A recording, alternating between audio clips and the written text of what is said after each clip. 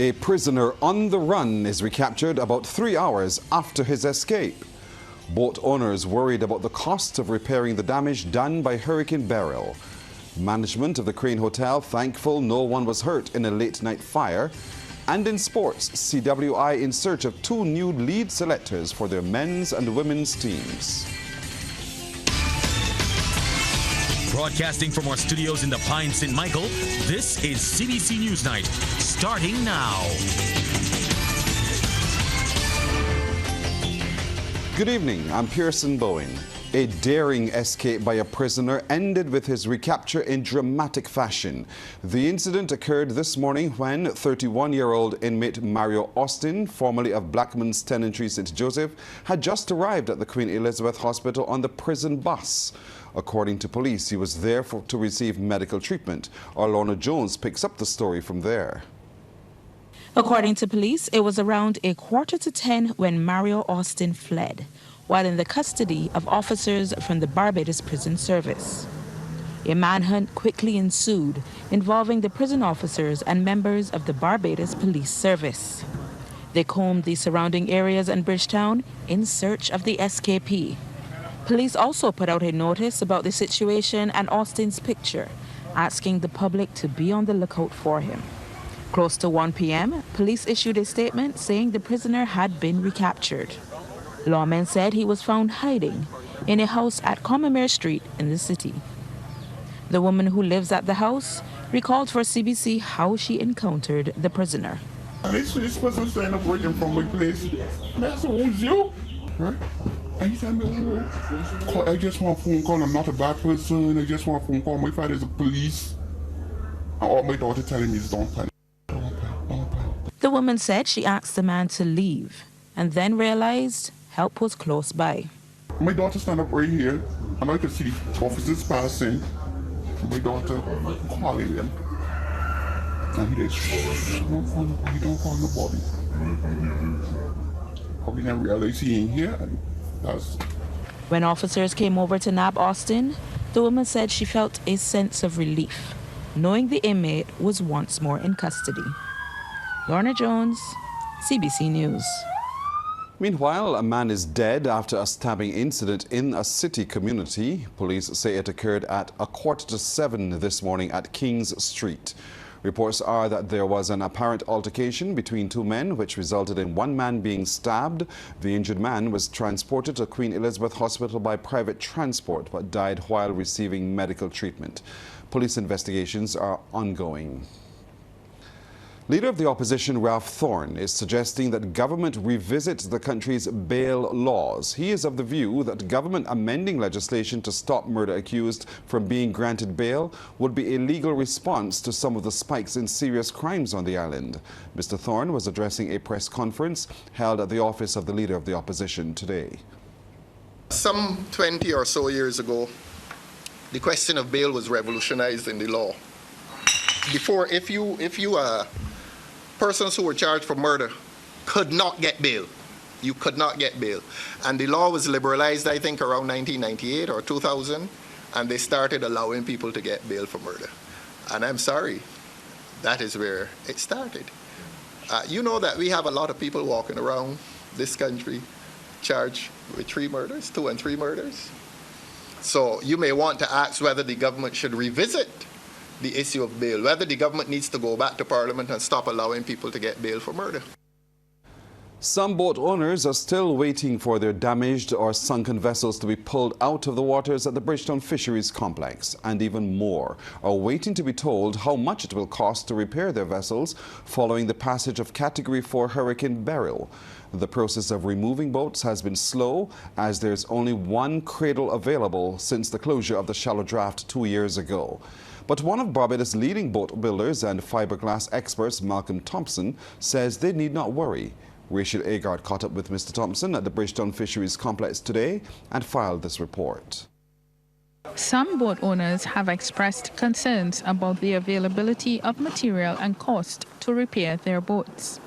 But one of Barbados's leading boat builders and fiberglass experts with A&T Marine Limited, Malcolm Thompson, says the price of repairs should not increase because of the heavy demand. Boat owner Sean James had just started to prepare for long lining, and he says the damage to his 3 boats is a significant setback. I employ 6 persons, all now are without work, and that they depend on the industry. So my thing is try to get at least 1 up and running as quickly as possible, and then after 1, 2, and then we'll move from there. Another owner, Joseph Greenwich, said his boat has damage to the stern and the side, but he is hopeful to be back in the water by November. The problem now is going to be on the workforce. It's going to be a lot of pressure on the workforce.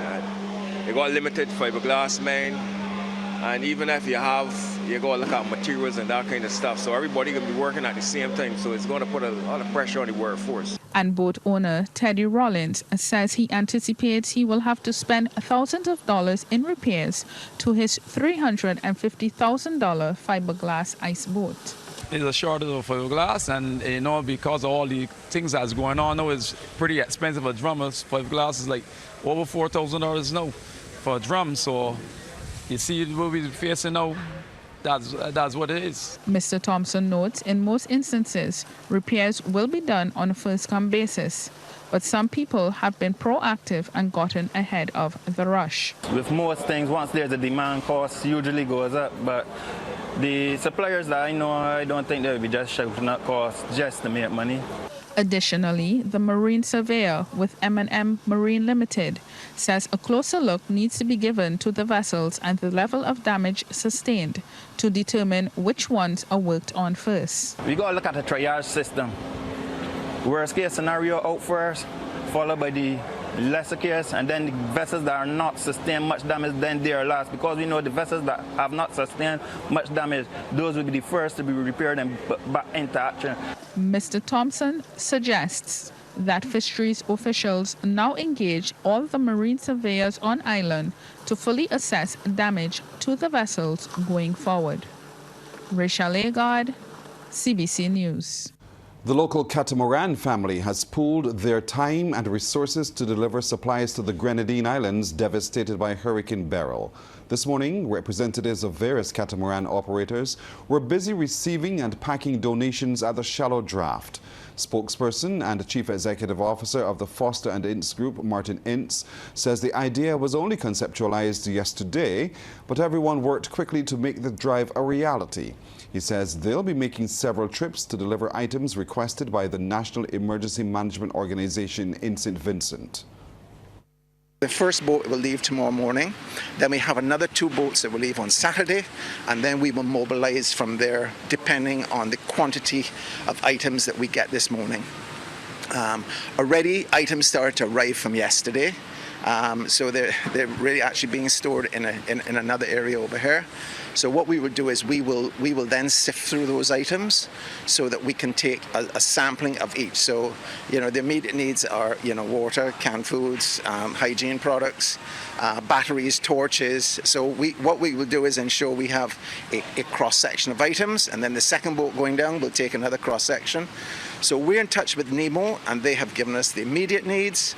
So we know exactly what the plan is tomorrow morning. I think it's Union first, then Myro. The Department of Emergency Management has developed a comprehensive disaster management policy document aimed at reducing loss and damage and creating more resilient and safer societies.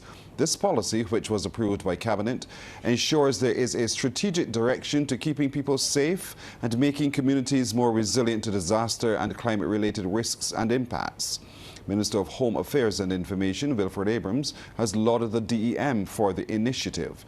He urged all shareholders, governmental and non-governmental, to make full use of the infrastructure policy document as the country endeavours to create a Barbados that is more resilient to disasters and climate-related risks. The 3 squares in Bridgetown will come alive this Saturday as Crop Over will be officially launched in the capital city.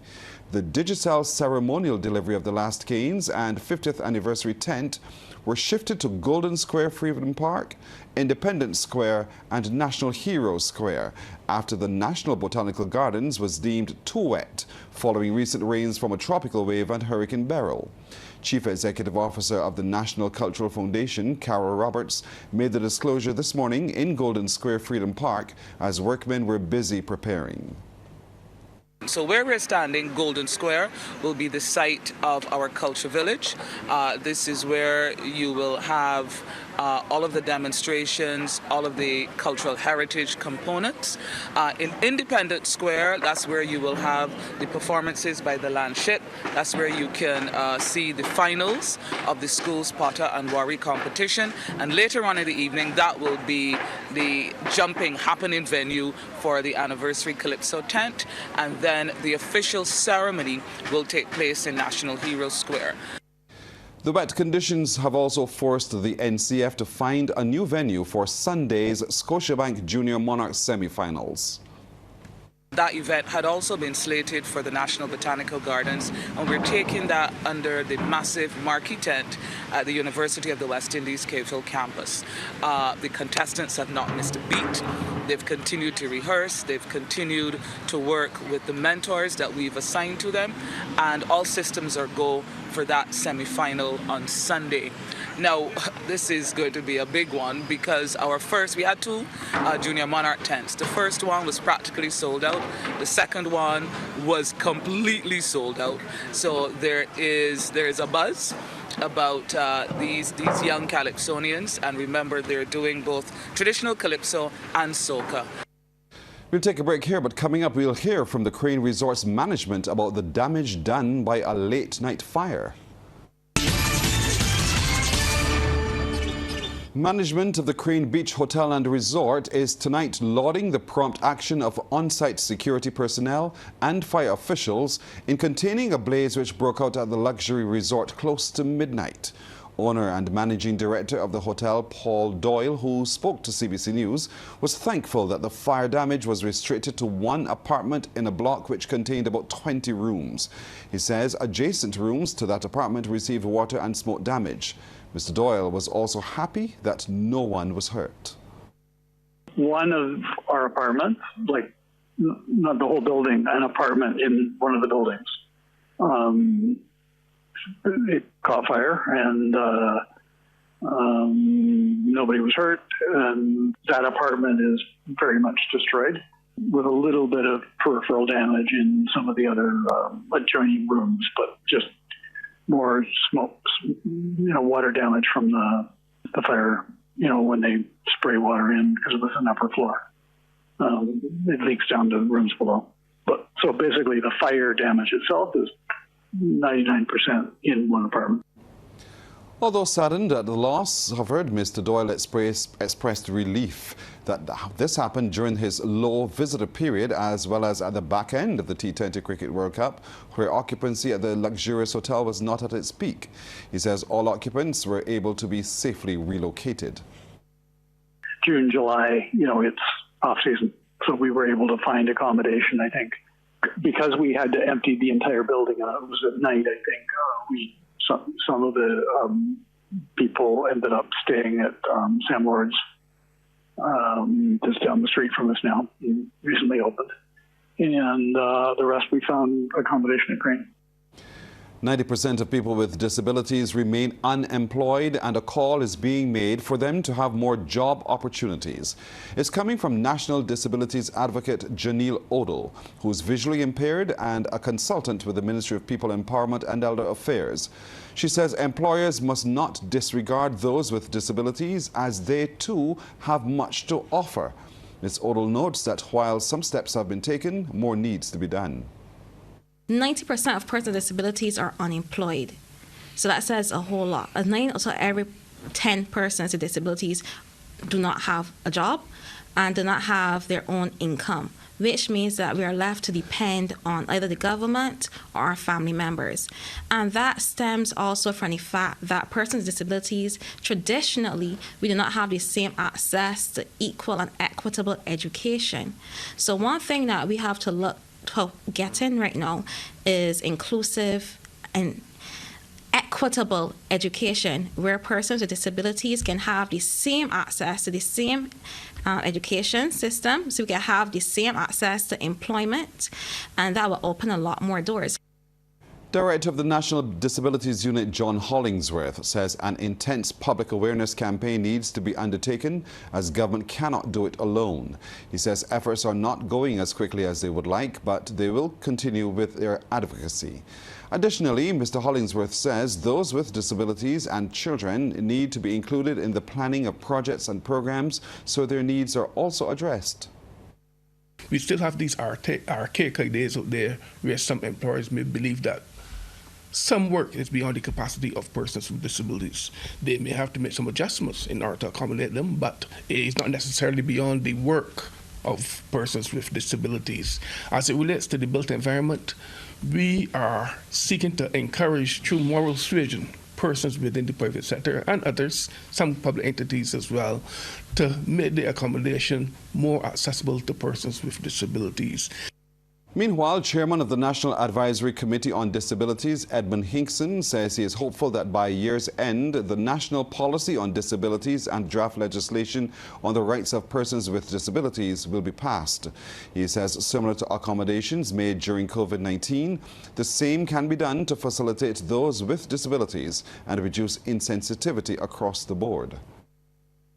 Government can put policies in place, but it has to be an all of Barbados approach. And yes, there are many employers in the private sector who do not want to employ people with disabilities.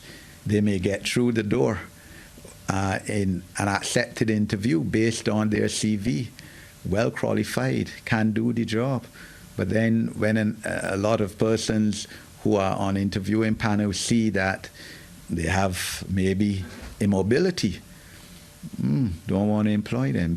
Sports Night, brought to you with the compliments of Great Health Works, agents for Omega XL.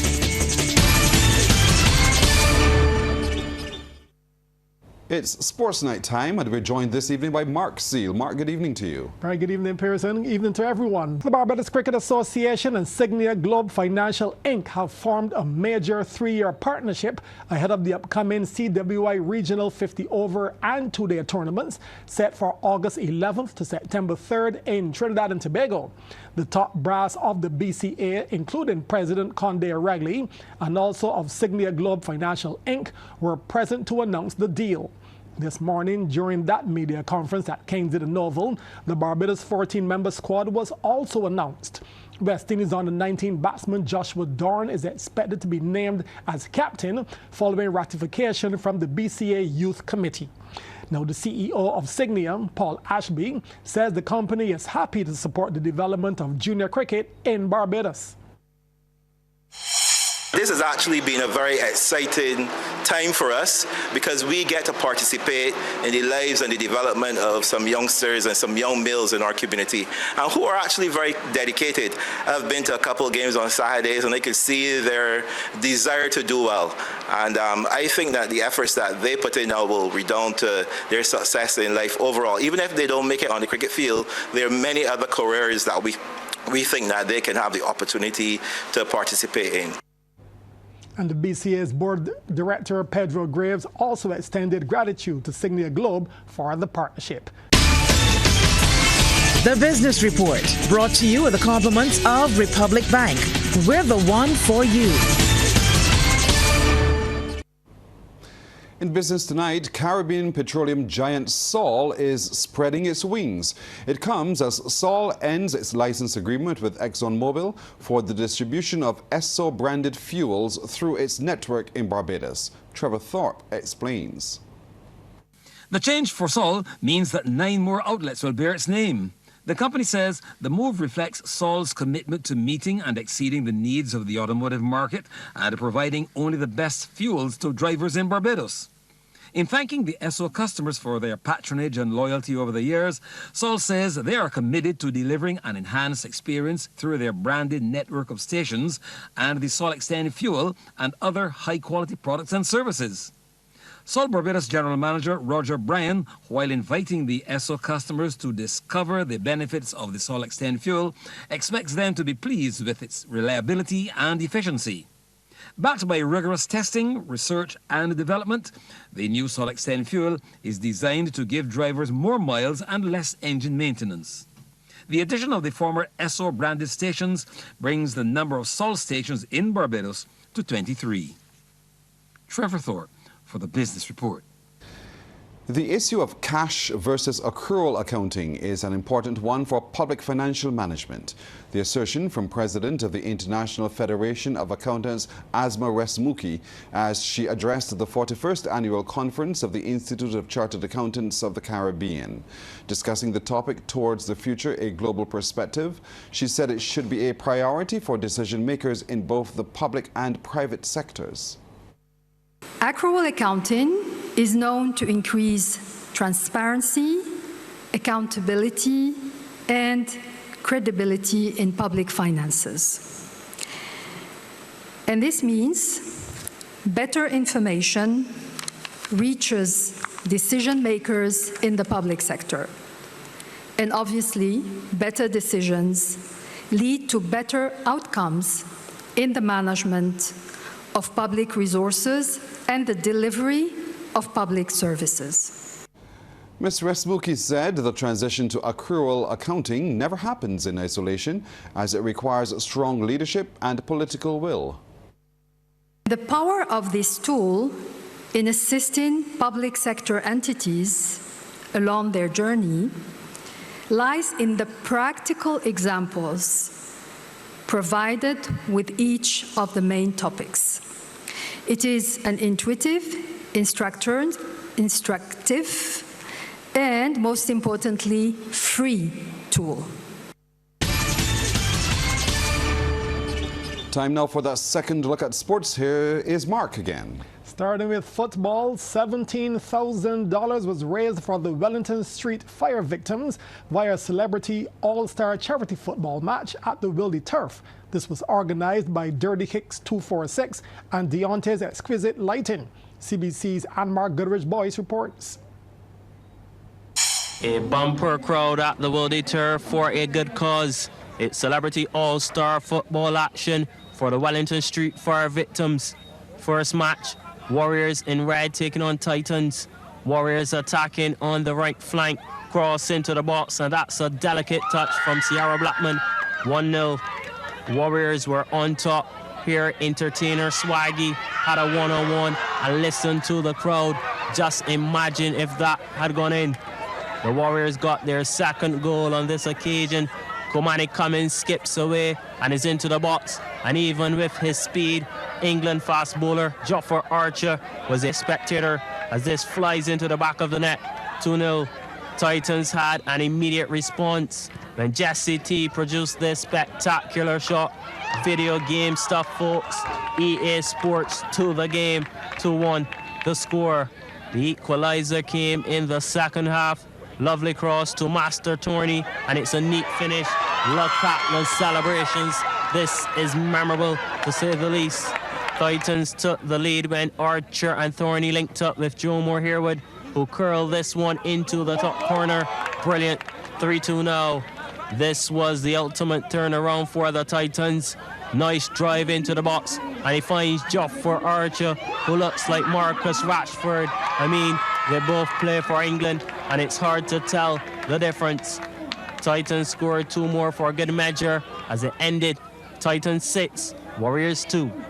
Anmar Goodrich Boyce, CBC Sports. And that's our time tonight. Thank you for spending it with us. I'm Pearson Bowen for the crew. To all of you, good night. By God's will, we'll see you tomorrow.